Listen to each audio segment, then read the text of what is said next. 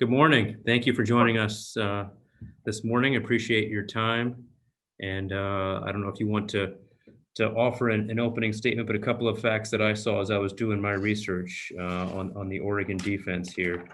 In the last 2 years under your direction, Oregon is second nationally with 9.2 points per game off turnovers. And watching the game a few Friday nights ago, the beginning of the game was 14-0 by virtue of two interceptions that you guys turned into to touchdowns. So maybe you could just start off talking about the importance of turnovers and how your creation of them has led to team success.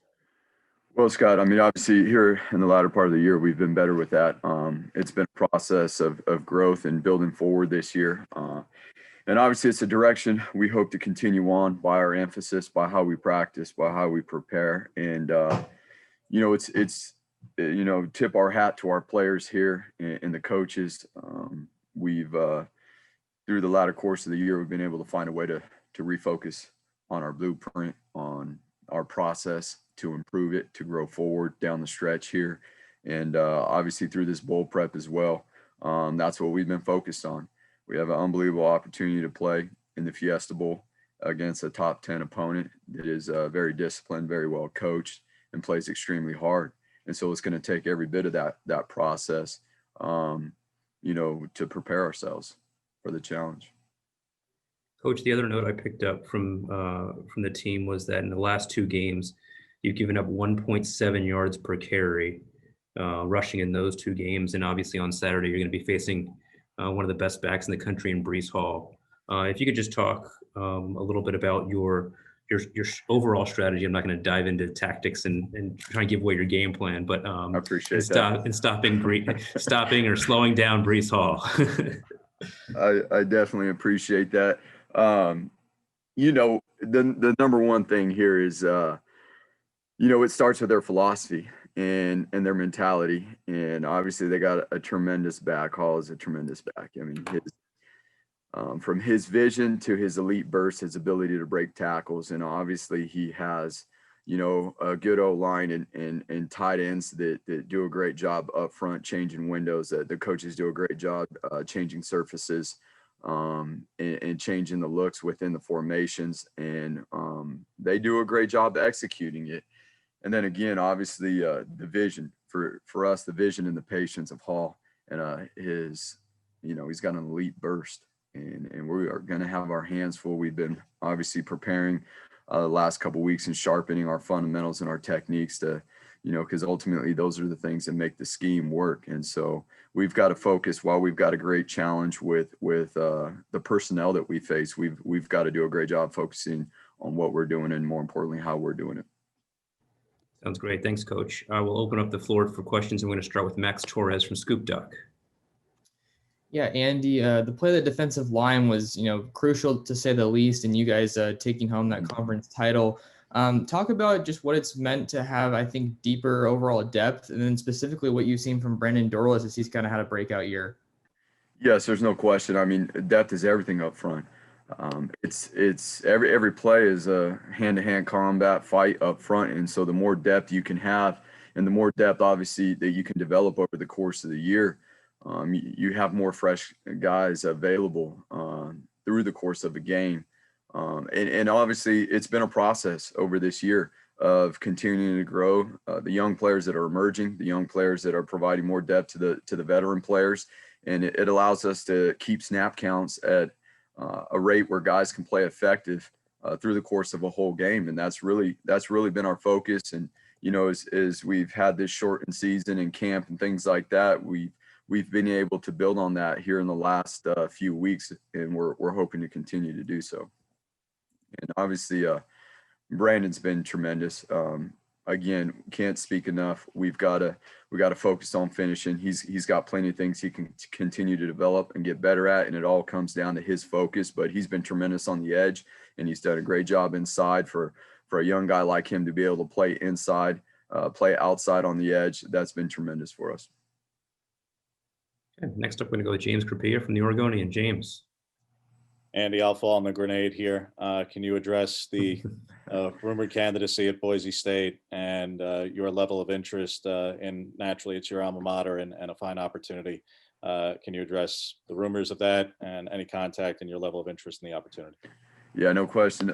I mean, James, I get it. I understand that's my alma mater. A lot of blood, sweat, and equity into that university.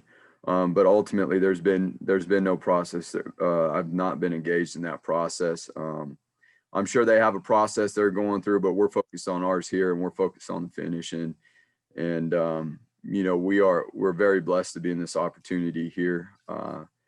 Not only a part of this university, but this opportunity we have to finish this season. It has been so challenging. That's demanded so much focus and growth over the course of the year. And ultimately that's where we're at, right? And we fully intend to finish. And that's where our focus is. Again, there hasn't been anything, there has not been any formal interaction there. So this is where our focus is right now. We're going to go with Zach Martin from the Iowa State Daily. Zach. Coach, this is kind of a two-parter. When your name is, rumored to potentially be to be a head coach, how difficult is it to, not pay attention to the outside noise and really keep things in house and focus on the game at hand? And what challenges does this Iowa State offense present you for a defense that has been on the rise last really all season? Well, to answer your first question, this offense makes it, and the team we're playing against makes it really easy to focus on the task at hand because they're really, really good. They're very well coached. Their culture is on point. The discipline of which they operate with, that's where our focus is right now. And sometimes you got to practice what you preach, and you got to focus on the finish, and that's what we fully intend to do. It's going to take every bit of our focus and energy this week, as it has the last week, to prepare ourselves to play our best against this opponent and this opportunity we have. Okay, we're going to go to Jeff Metcalf from the Arizona Republic. Could you just talk a little bit? You played 6 games. That normally would be half a season. Where do you think you are in terms of like going into a major bowl game compared to where you'd be in a normal year? And then could you just also comment a little bit on Purdy specifically? Yes, sir. Well, I will say this: we have definitely made strides. We have definitely made strides over the course of the year. Everywhere from our mental aspect and our process of how we prepare, and not only the players, but I think overall as a whole organization and coaches included, and the strides we've made here of late in the last 3 weeks and the last month. We've played one game, but we've had a lot of practice time, which has been extremely beneficial given like you were saying, that it's been a modified season, and we've only, we haven't had the amount of time that we would normally have.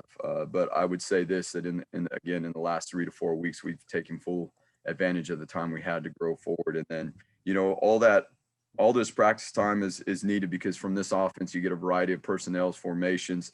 You get condensed sets, you get flex sets, you get empty, you get movers, you get tempo, in the pre-snap, all those things. And obviously Brock does a tremendous job of handling all this and operating this offense. And then, he makes plays in the pocket. He's very comfortable in the drop back game in the pocket, and obviously as well, in the play action game. Their play action game is very well dialed into their run game, and so they complement each other really well. And then obviously you got the challenge of Brock getting out of the pocket and him being really efficient in the pass game, being able to extend plays obviously with his legs, but obviously he finds a way very late in those plays, very, very late in the down to make things happen with his arm when he's out of the pocket. Next up, we're going to go to Eric Skopel. Eric from 247. Andy, this is one of the best teams in the country at protecting the quarterback. I was going to ask you just kind of what do they do so well in that area? And then just how crucial does it feel like it'll be to get after Brock and wreak some havoc like you guys did against Keaton in the conference championship game? Well, again, I think they use different surfaces, different protections to be able to protect Brock. And then obviously Brock is extremely elusive as well. I mean, you turn on the film, there's a lot of missed tackles, whether it be in the pocket or out of the pocket. but I think they do a tremendous job of using different surfaces to create different protections, to chip on the edges and or add in more numbers into the protection. Okay, AJ from Rivals, AJ Jacobson. Coach, you look at this Iowa State team, very, very physical with their upfront, offensive line, their tight end group. They'd love to just run it all day, I suspect. What do you got to do against a very physical team like this to not let them just run it down the throat all day?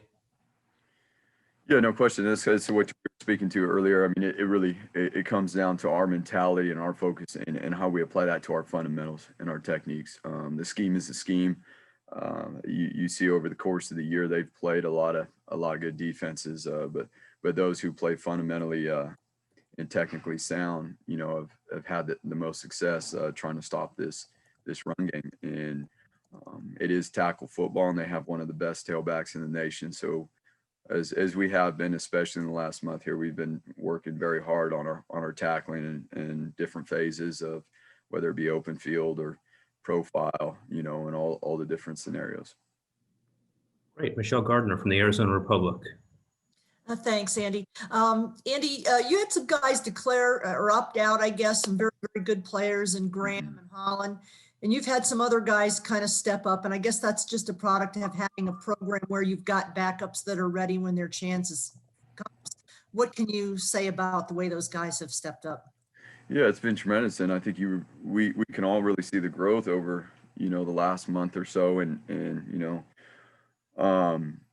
it's been a challenging year from a lot of different circumstances, but especially just with the availability of, who's going to be able to play all the way from the beginning of the course of the year. But most importantly, like you said, we've had a lot of young men step up and really develop and come into their own. And that's the beautiful thing about college football, whether it's the circumstances that we faced this year with opt-outs, with COVID, whatever it may be. That's called college football. Players are going to graduate. Players are going to go on to the NFL.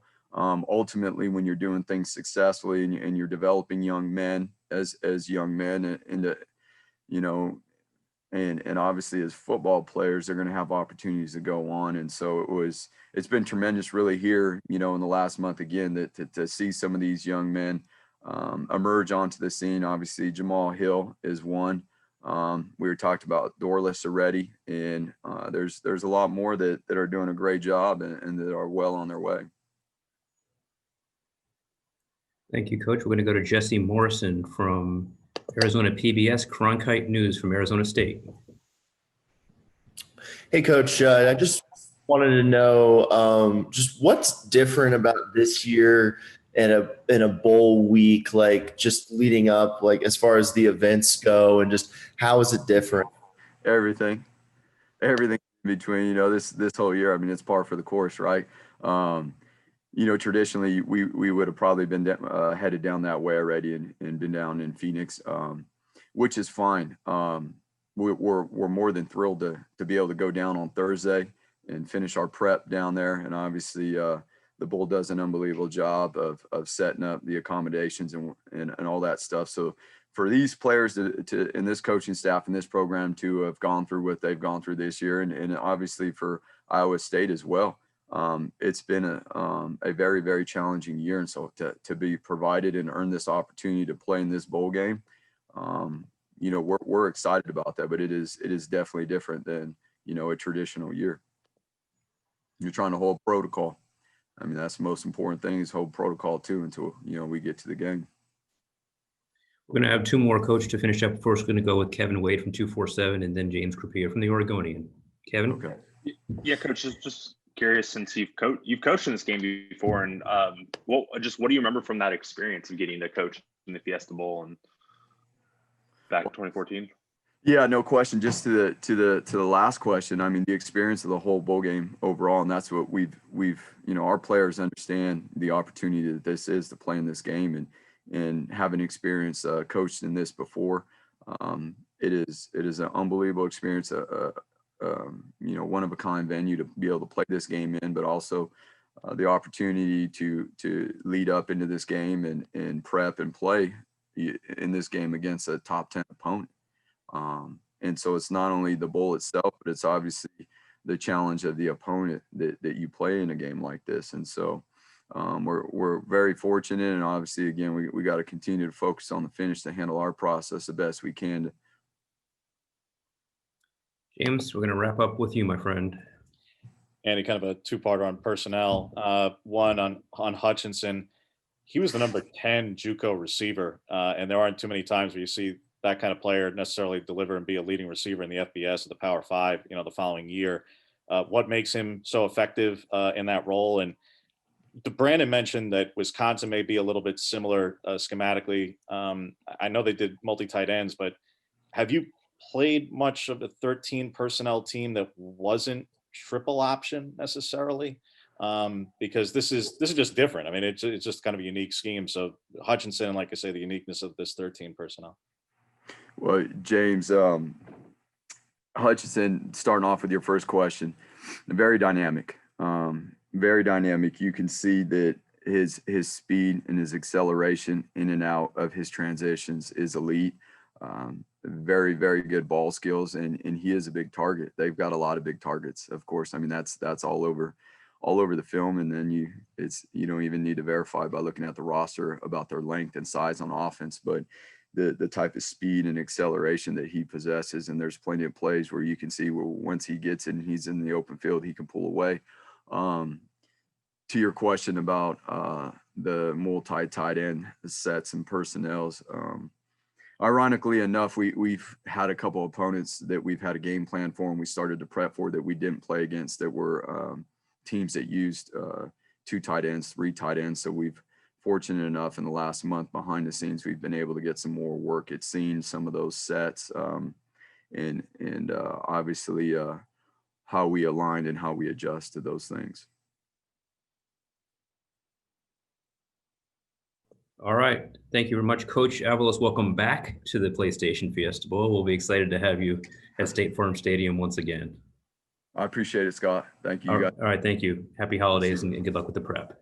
Same to you.